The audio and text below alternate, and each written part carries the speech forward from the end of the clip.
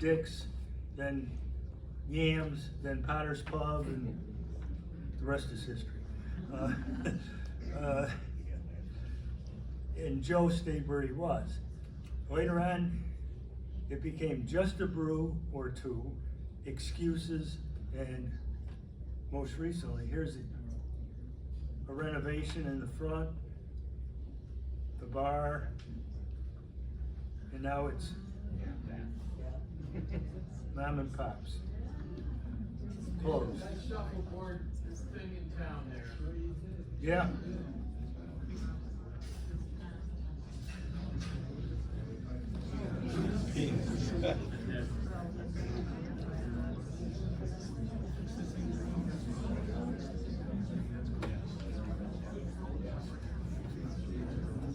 I'm sure you have all visited Phoenix at some point in your life.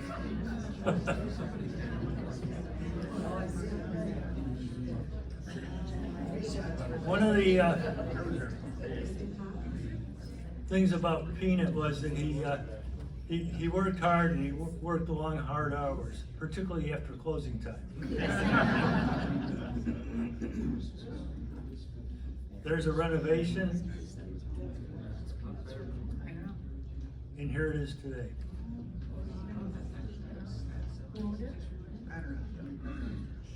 No matter whenever you go by that place, there's always garbage cans out in the street.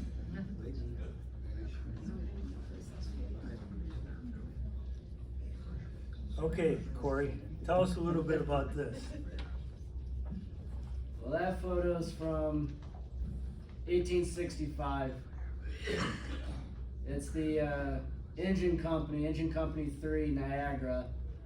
And next to it is the Echelon Hook and Ladder 1. It's one of the earlier photos of the fire department here.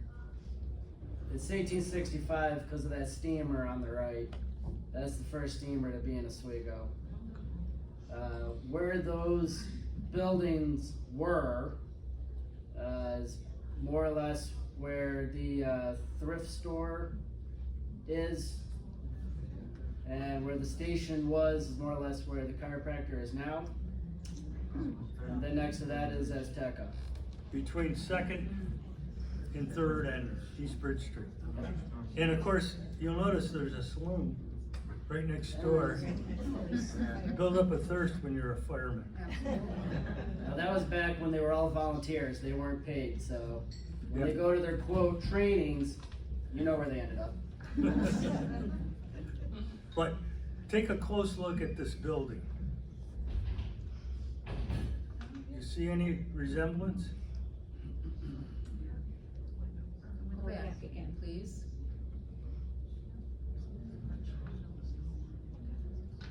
They put a bay window in here, but the windows are the same. And if you go back and look, you can see where the two buildings come together. Okay. This was Tink's. Tink Christofoli's. Here's the inside. There you go. There's a renovation. Same building. Where is that? East. Here, I'll show you where it is now. Right there. But, so, there it is. The inside. 1964. The building burned. So we get a new restaurant, the Colonial House. Tink's still the proprietor. There's the new inside. Pretty modern. There it is today. You'll notice the building next to it where Lickite's is, that's new also. Both those buildings burned in 1964. And Bernie Shapiro had a clothing store in there that was eventually taken over by Jimmer Smith. Around the corner, Smith's Hotel. This would have been in the late thirties or forties. And you'll notice next to it is Tiffany Motors. There's the inside. There's a renovation a little bit later. The inside again, changed a little. There it is today. Tiffany Motors building's still there.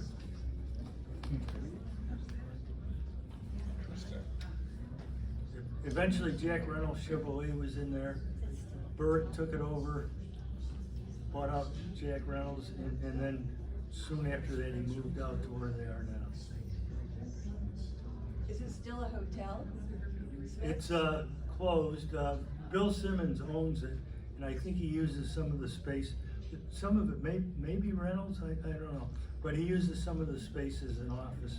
He has an accounting business, does income tax mostly. I think that building has been condemned. Maybe he's not there anymore.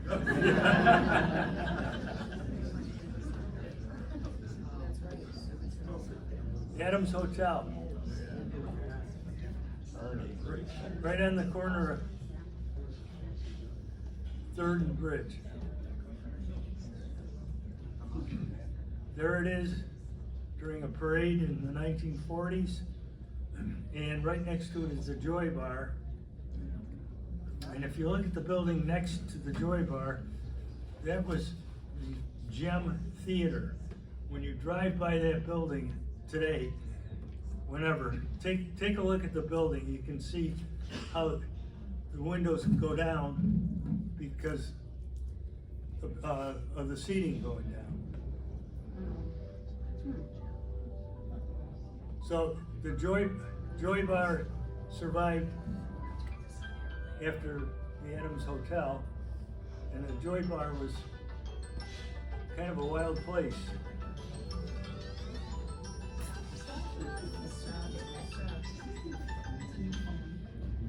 That's what that corner looks like today.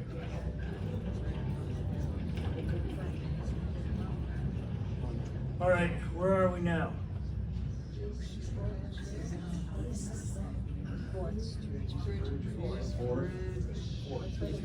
Fourth and Bridge. Look at the building that is almost dead end. 1850 house. So there's a shot of it coming up bridge and a shot of it from across the street. Fred did a lot of cooking in that place. Yep. Yeah, He did. a lot of good food. And a few drinks too. Yeah. You see where you are now? Across the street. Okay. And if you look on the right, St. Louis's church.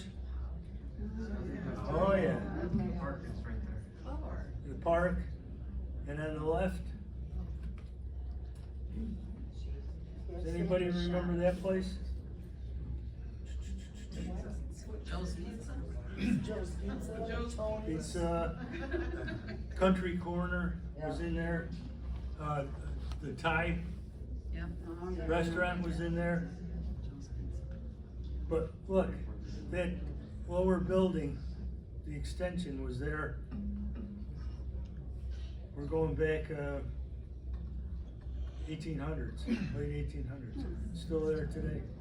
Modified, but still Yeah, there. look at flowers by Mr. John. Flowers by Mr. Jan. And next to that is VFW. East. Now it's closed. And That's karate or something. yes, Or just room. there's what it looks like currently. This picture was taken in the 1990s.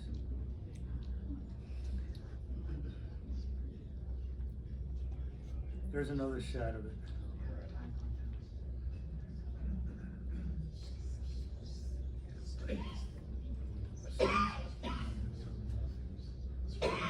You remember this? Skips? Built and run and owned by Banana Thompson. And he named it Skips in honor of his father. It later became the Owl's Nest, Club 45, and the Prologue. Familiar with any of those names? Carson's is down the street. Yeah. There's what it looks like today. Apartment house.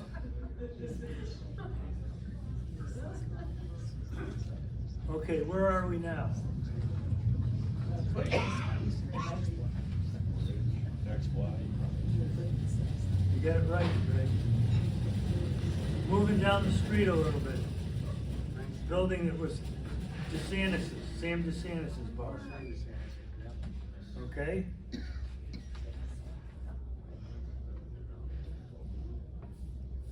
There it is today.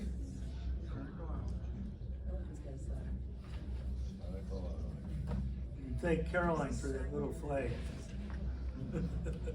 It's cute.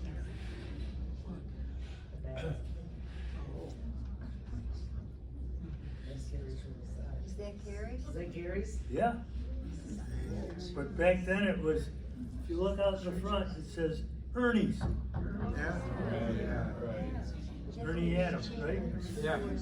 And if you come around to the other side, in 1963, it was Austin's Grill.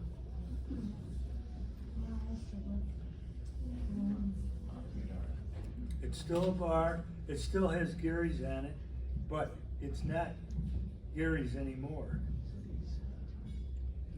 It's called Menzetti's Sports Bar. Just redid it.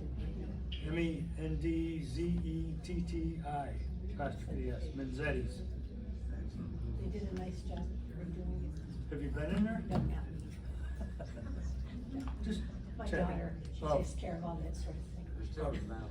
She reports back to you. Well, she just lets me know what's going on. Oh, okay.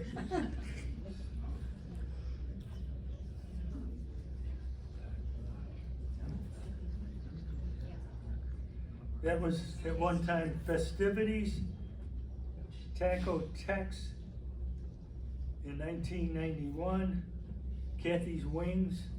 Oh yeah.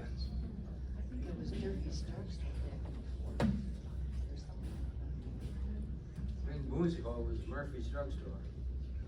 When? Many years ago, it was Murphy's Drugstore on E7. Yeah. Yeah.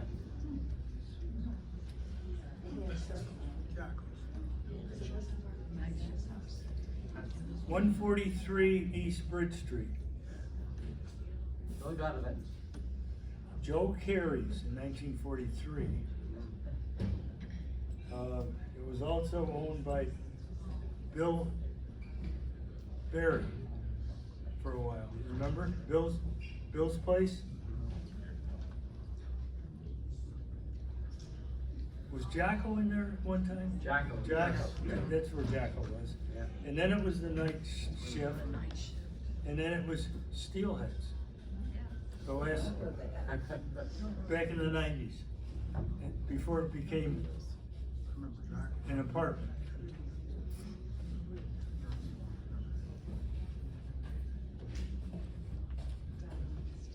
Recognize that place? Yep. On East Nan's 10th Street. Tavern, East 10th Street. which was also Leroy's, right? Leroy's? Yep. Very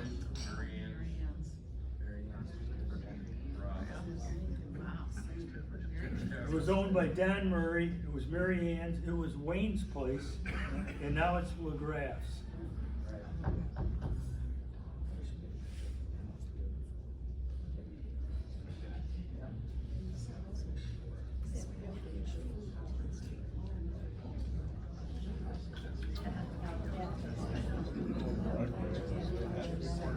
I don't have any pictures of this building when it was Dinty Moore's, but what was it originally? Victory Hose. It was a fire station. Yep, you see it? It's got fire station written all over it. It does, it does. So, before it was the front door, and after it was Dinny Moore's, for a couple of years. Hibernians. You got it. Yep. 1968, 69, and somewhere 69 or 70, they moved to 1 Munn Street. Is that almost to Utica Street on East 10th Street? Yes.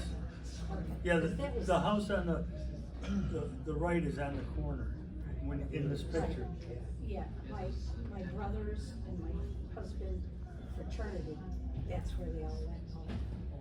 Each fraternity had a place that they went, and that was the big one.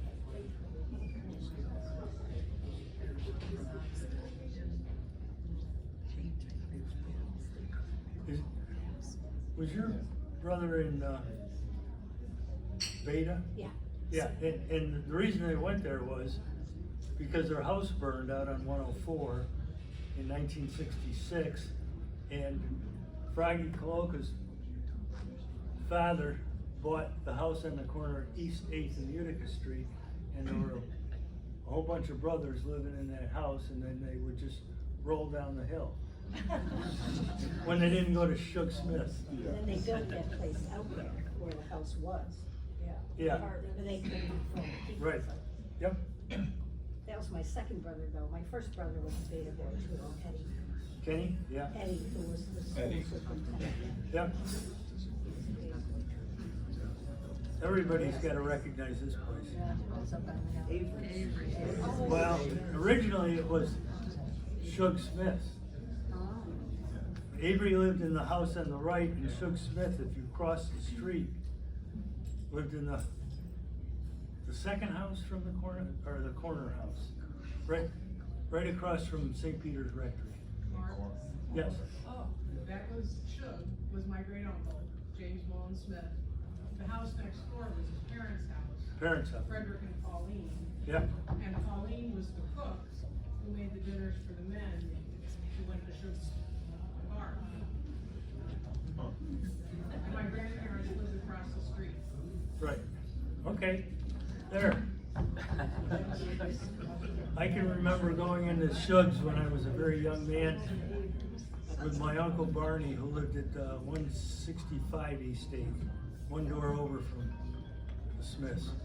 And you could buy a six ounce Coke glass of draft beer for a nickel. What a deal.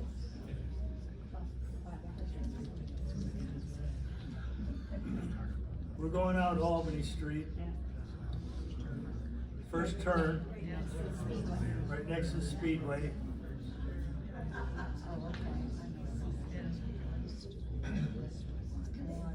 Then there was the Speedway restaurant. Good food. Reasonably priced. But if you wanted to go high class, Wine Creek.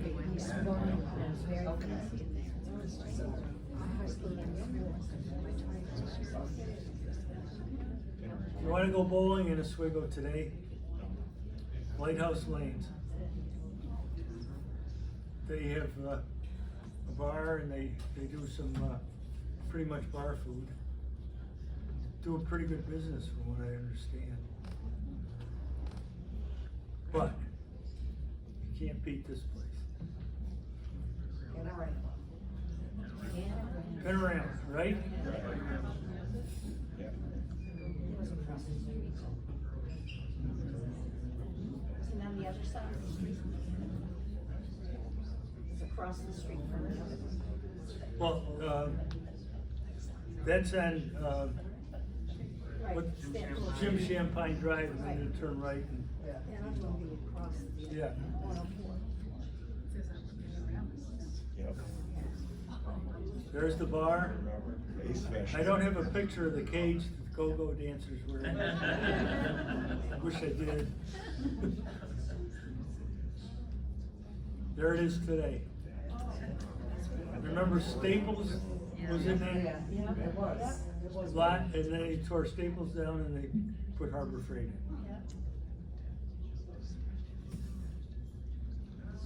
Oh, Vicky's Grill. that was me. Across the road. And then it became the Char Pit.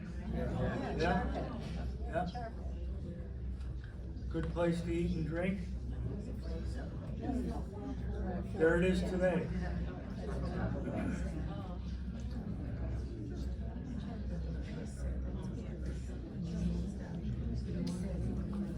We're gonna take a trip down East Seneca Street. Finnegan. Finnegan's. Shamrock now.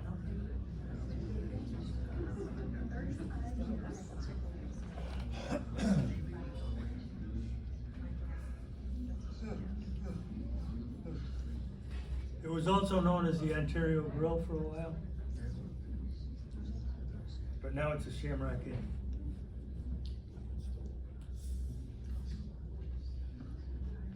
Well, let's see, did we get this? All right, does anybody know where this is? B7, Seneca, according to that. Yep.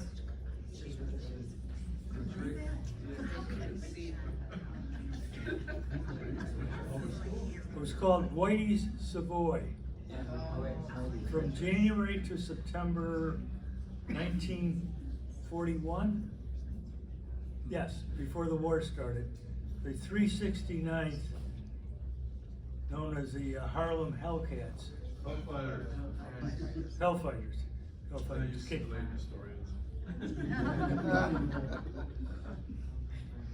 We're stationed here, and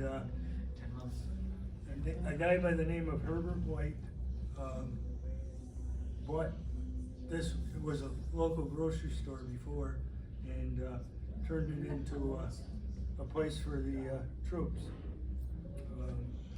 I want to go back a little bit because we do have some pictures, but we sense that this is not inside Whitey's That's the USO. in Oswego. Yeah. Where would that be? West side. Yeah. And you and I had a conversation about this. Yes. Yes. Yeah. Where is that? We don't. I think that's still at White Savoy and East Seneca. Really? 81 East Seneca. Even with the grill? Yep. Yeah? Okay. Different faces to the building, two different buildings. It's winter and snow. There's a shoe store on that corner. I'm skeptical. I don't know. I'm not positive, but I'm gonna leave it. Yeah, okay. So that was USO. It does say what it is on the caption of the mark, right?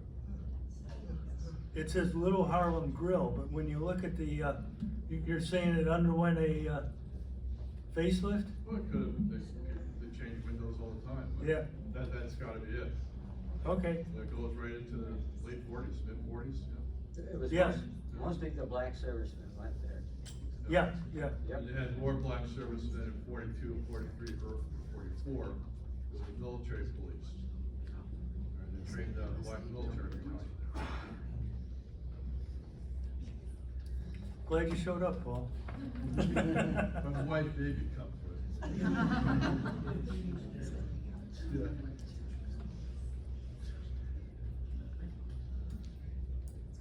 There it is today.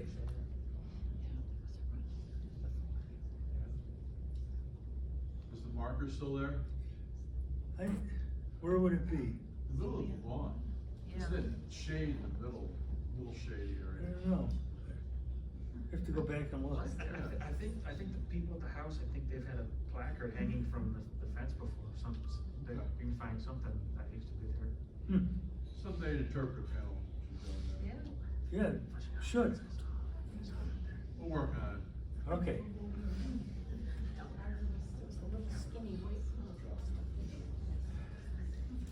So this building was on the corner of East 9th.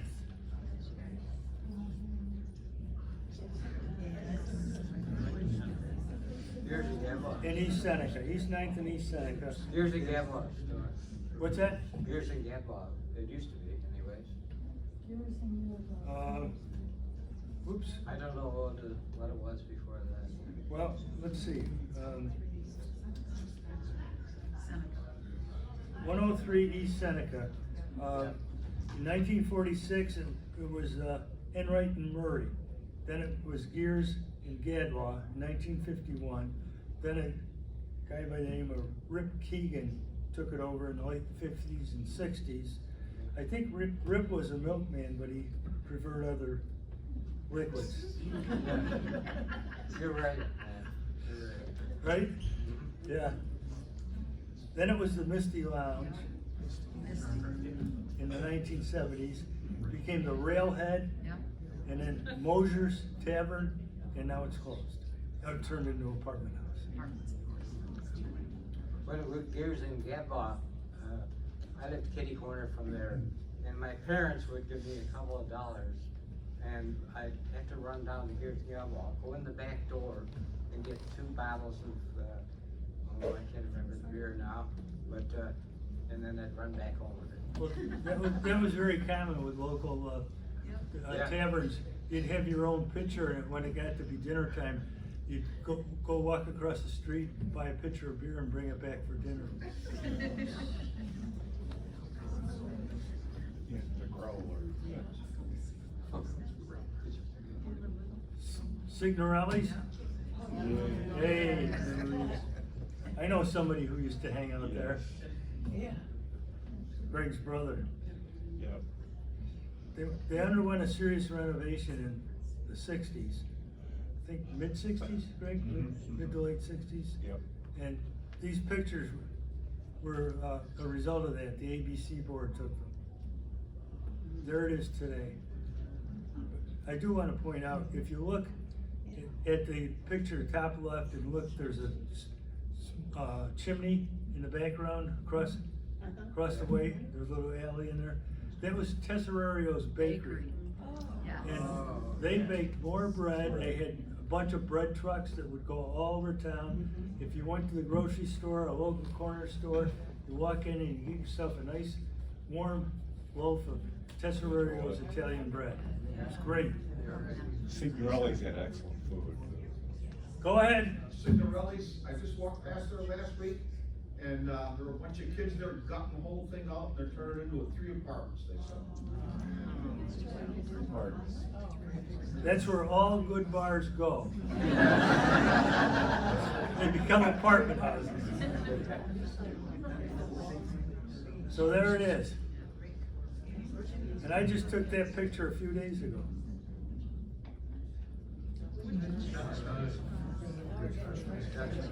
Okay. Originally, at least in my lifetime, it was the Tolleys. Then it became the Dutchman at some point. And the proud owner of the Dutchman was Sam Demicola. Yeah. That's the one near Utica Street now is Dutch, Dutch Service, I'm sorry. That changed their name to Dutch. Dutch Service, that's on East 10th That's Street. nice. Okay, that's Nice. why I saw that. There's only one Dutchman. Yeah.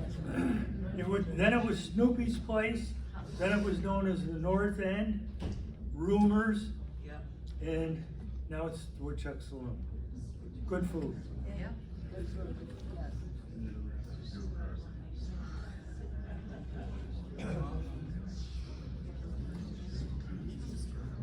27 Mitchell Street, we're going back 1800s.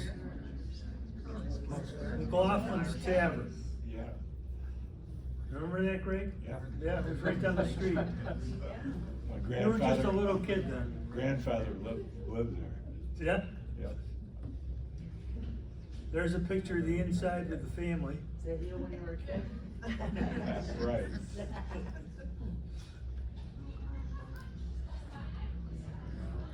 Lakeshore Restaurant. Who ran that? Regan, Dan Regan. Reagan. Right. Frank Reagan? Yeah. J. Kelly, Kelly Square. Yeah. Oh, you're a stranger, And what is it today? Barber.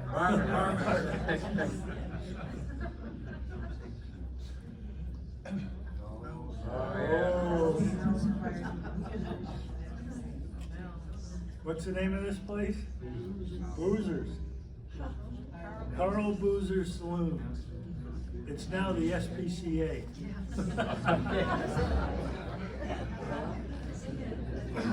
You're kidding? Here, look.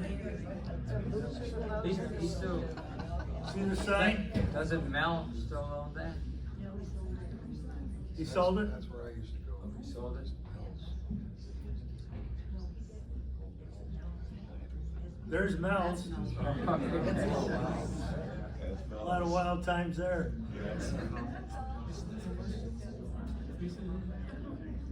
You recognize this place? The cellar. The cellar. All the cellar dwellers. You'd have to fight to get to the bar after 11 o'clock when the casting shift got out.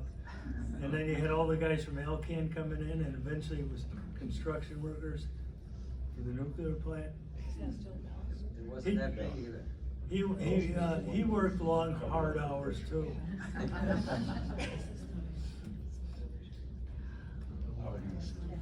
This is an interesting place. Drift in. Sure.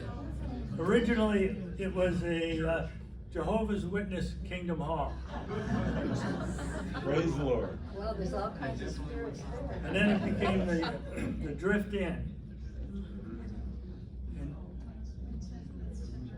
some of the dancers drifted in too. So then it became Old Timers, and my understanding is that they were open during COVID and got shut down and they never reopened. Yeah.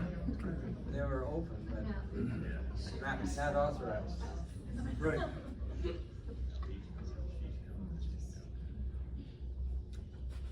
You recognize the inside of this place? Nope. I do. Where are we? Bayshore. Yeah. That's the renovation. This was the before. Kind of nasty.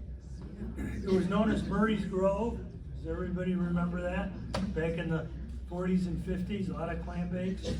And then the Donahues Yep. took it over, and eventually the Broadwells bought it. A little different today. Yeah, I guess.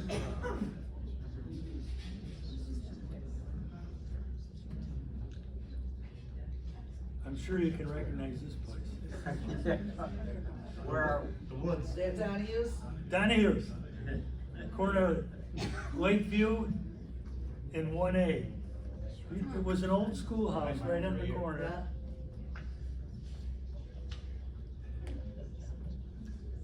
That was a really wild place in its heyday. Oh, I did want to mention Canale's barn. Do you remember the Canale's barn? I don't have a picture of it. Yeah, it was out there. It was- Lake Road. I think it was on the property where the nukes are now. It was. Yeah, and that was Dominic Canale, right? Who I'm owned, not sure. I think it was Dominic, and his family Yeah. owns the press box. And Mike's family. Yes, here's an expert. The stuff that I read, Scriba, there's an anthology of Scriba, and there was a piece in there when they had the firing range out there, and they would shoot at the artillery. They and were whatnot. called RCATs, radio controlled aircraft. Well, anyways, Canale's barn, they said a bomb right through Canale's barn, ended up in the ladies' room. They had to come out and do whatever he did and calm everybody down. Free drinks. Got a lot of good stories. Scriba Town Tavern. Back in the 50s and 60s, a guy by the name of Ray Hubbard owned and ran it. And there it is today.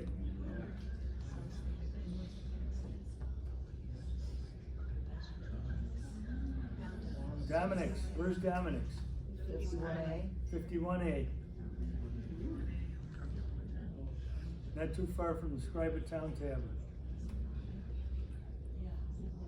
And I will end with a first. This is the first bar that I ever got served in. You had to go out of town, huh? Well, I had a cottage, so. Fix your mic, Mark. Your mic's not working. Sorry. There you go. I believe I was 14 years old. No. Just left 8th grade, and I was hanging around with some kids that were a little bit older. They went in, they got served, and said, well, if you guys can get served, I should be able to get served too. So I went over there and sat down with my friends. They all ordered a beer, and the bartender comes over to me and he says, what do you want? I said, I'll have a Genesee. And the bartender said, how old are you? And some farmer down at the end of the bar looked at the bartender and said, if he's old enough to sit on a bar stool, he's old enough to have a beer. I got served. All 130 pounds of me. When I turned 18, somebody took me to that place because I was gonna go to college. And I wasn't a drinker or anything because I just turned 18, so, because you could do that then, to be prepared for college. You gotta at least taste it and see if you like it and all that, and they took me there back the first one. It was awful. But I managed to.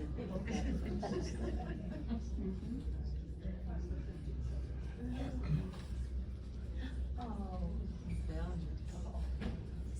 Sam Demicola, right there. Sam Demicola. Yep. He's still playing. Yeah. Still going strong. And he sounds a lot better today than he did when he was in high school. It really sounds good. So, that's it.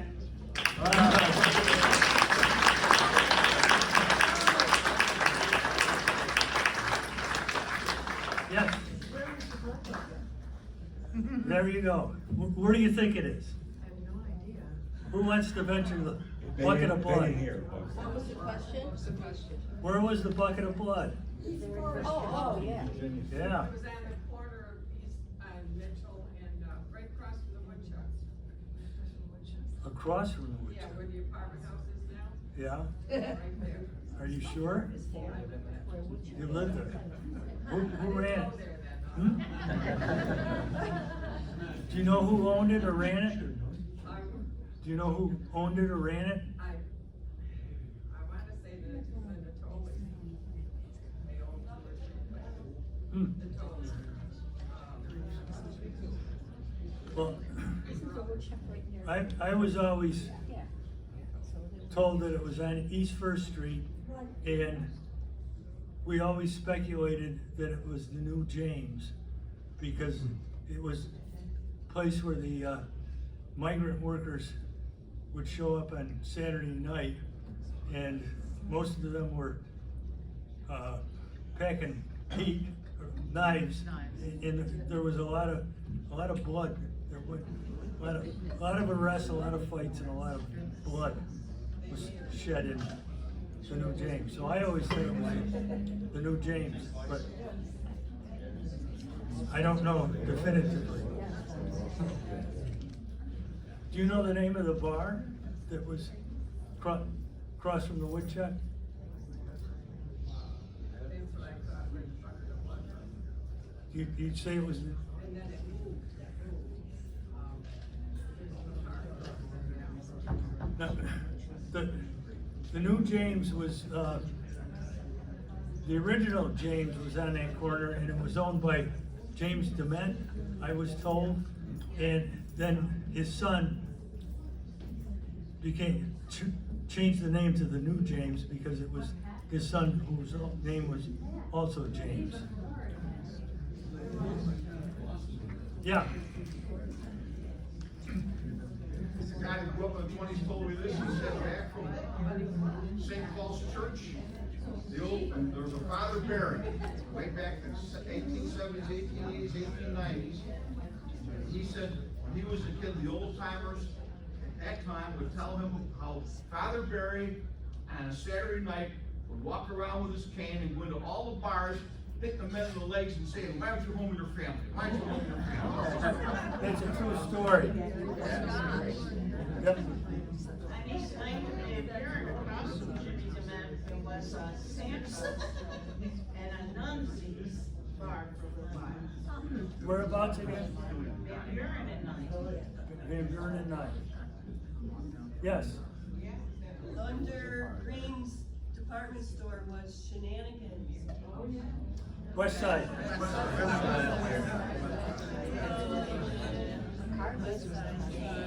Yep.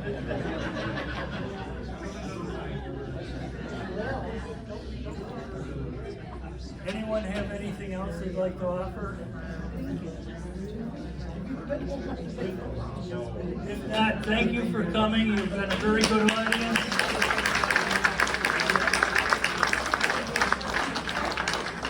I really do appreciate all the corrections.